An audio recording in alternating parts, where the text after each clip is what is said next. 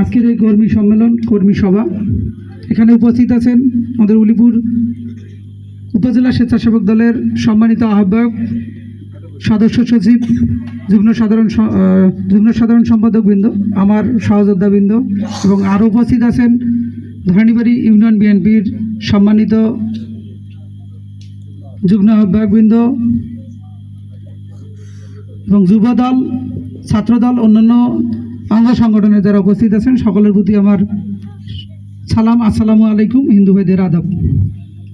আজকে বেশি কথা বলার দিন নয়, আজকে শুধু আমরা কমিটি নিয়ে একটু আলোচনা করব।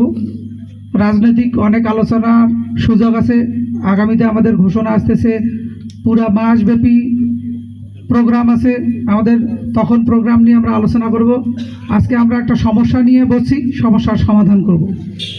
এই বিষয়ে আমি একটু কথা বলবো। আপনারা একটু যারা পথ প্রত্যাশী তারা একটু মনোযোগ দিয়ে শুনবেন।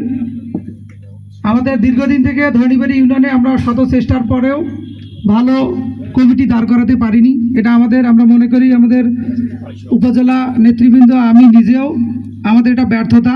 আমরা ব্যর্থতাকে স্বীকার করছি এবং আগামীতে এখান থেকে একটা ভালো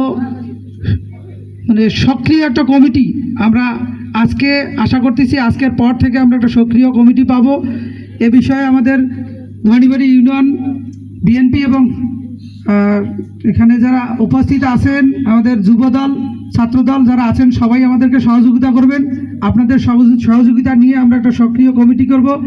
এই কমিটিকে আমরা আহ্বায়ক কমিটি সব জায়গায় যেহেতু আমরা দিচ্ছি, আমাদের সম্ভবত 13টি ইউনিয়নের আহ্বায়ক কমিটি হয়ে গেছে। এখন আমাদের এই 13 নম্বর আমাদের ধরণীবাড়ি শেষ কমিটি। এই কমিটি থেকে আমরা যেন ভালো কিছু আশা করি। যারা আহ্বায়ক কমিটিতে আসতে চান তারা একটি জিনিস মনে রাখবেন, যে এখন আমাদের সামনে সুদিন আছে। আমরা মোটামুটি 16 সাল থেকে উলিপুর উপজেলা স্বেচ্ছাসেবক দলের সাথে আমি জড়িত। তখন কিন্তু আমাদের খুব খারাপ দিন ছিল। যত খারাপ দিনই থাকুক আমরা কিন্তু উলিপুরের সকল প্রোগ্রামে অংশগ্রহণ করছি। তারপরেও আপনাদের সাথে অন্যান্য ইউনিয়নের যারা ছিল, আমাদের বিগত দিনের এখানে কমিটি যারা ছিল, মাঝপথে কিছুদিন থেকে আমাদের এখানে নিষ্ক্রিয় হয়ে গেছে।